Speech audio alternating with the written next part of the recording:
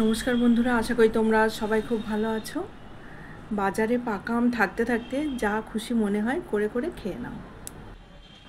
আর খুবই সহজ উপায়ে এটা তৈরি করেছি, তাই স্কিপ না করে ভিডিওটা দেখতে থাকো।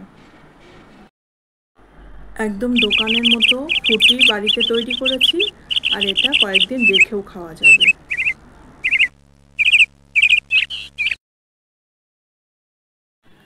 এইগুলো তৈরি করার জন্য লাগবে আম।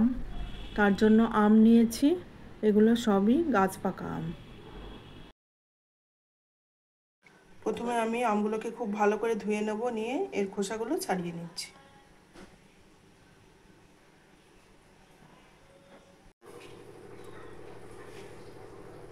আমের খোসা ছাড়িয়ে নিয়েছি, এগুলো সবই গাছ পাকা আম। যাই হোক, আমি আর কাটিনি, এইভাবেই রেখেছি। কড়াই বসিয়ে নিয়েছি, এবার আমি এই আমগুলোকে এর মধ্যে দিয়ে দিচ্ছি।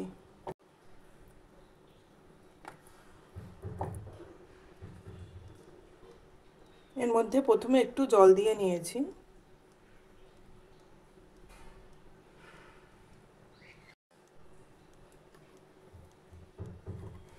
এখানে আমি জল দিচ্ছি। 1 লিটারের একটা বোতলে জল নিয়েছি, এটাই দিচ্ছি।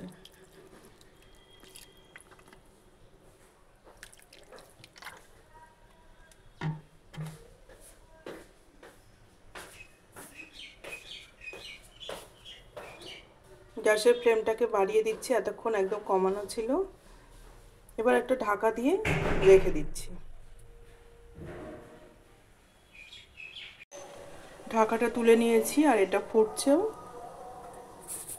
এবার এর মধ্যে আমি একটু চিনি দিচ্ছি। এখানে চিনির পরিমাণটা কিন্তু তোমরা বুঝে দেবে।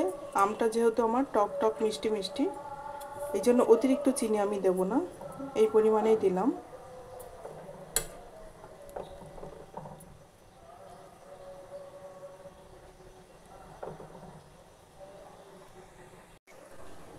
চিনিটা দেওয়ার পরে ভালোভাবে ফুটে উঠতে আমি এবার গ্যাসের ফ্লেমটাকে অফ করে দেব।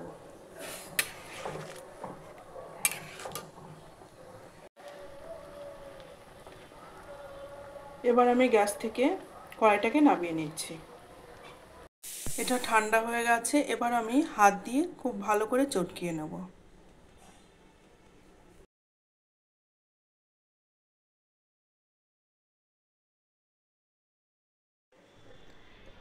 ভালো করে চটকিয়ে এর পাল্পটাকে বার করে নিয়েছি।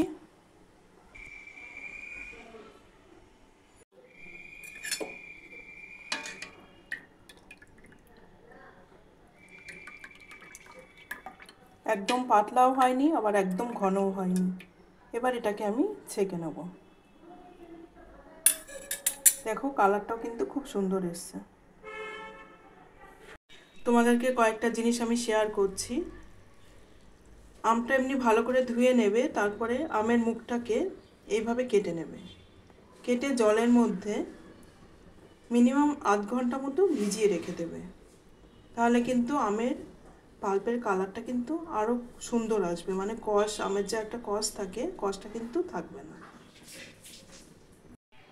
এবার এই পাল্পটাকে আমি ছেঁকে নেব।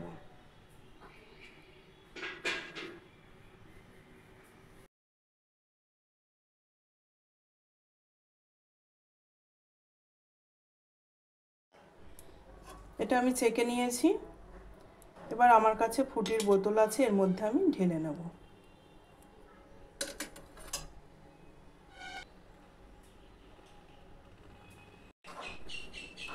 দুটো বোতলে ভরে নিয়েছি।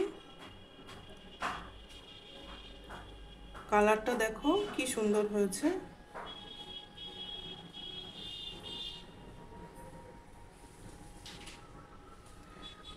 এবার আমি এটাকে ফ্রিজে রেখে দেবো, নর্মাল ফ্রিজে আমি রেখে দেবো। দুটো গ্লাসেও ঢেলে নিয়েছি।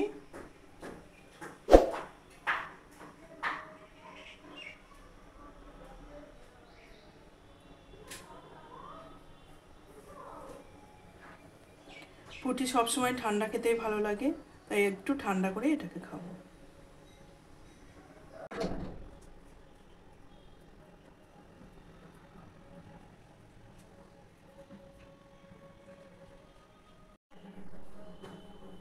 এই পাল্পটা বোতলে ভরার পরেও এতটা পরিমাণে বেশি আছে।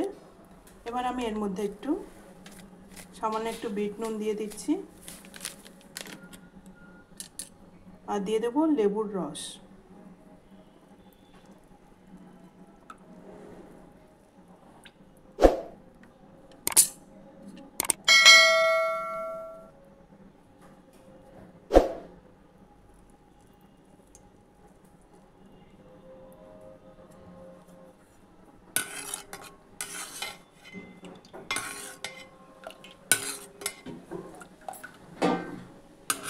বীজটাকে তুলে নিচ্ছি। এখানে কতগুলো কাগজের চায়ের কাপ নিয়েছি, এর মধ্যে আমি এই পাল্পটাকে ঢেলে দেব। আর একটা ফুটির প্যাকেট ছিল, এর মধ্যেও ঢেলে নেব। এগুলোর মধ্যে ঢেলে নিয়েছি। এবারে এটাকে আস্তে করে ধরে ডিপ ফ্রিজের মধ্যে রেখে দেব।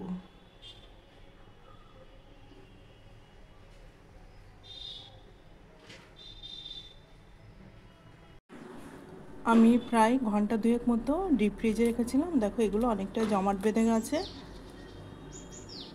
এবার আমি একটা স্টিক নিয়েছি, এই যে মাঝখানে দিয়ে দিচ্ছি।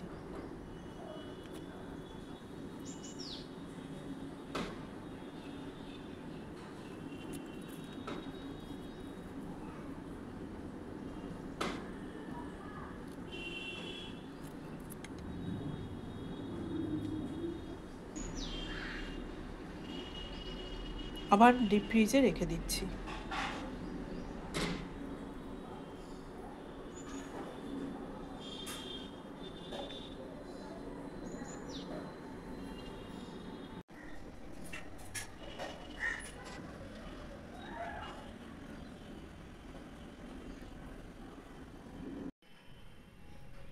আইসক্রিমগুলোকে বার করে নিয়ে এসেছি।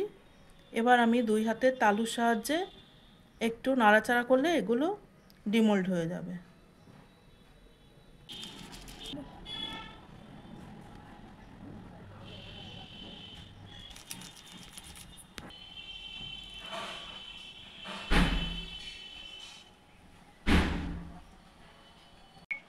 এবার এটা থেকেও আমি বার করে নেব।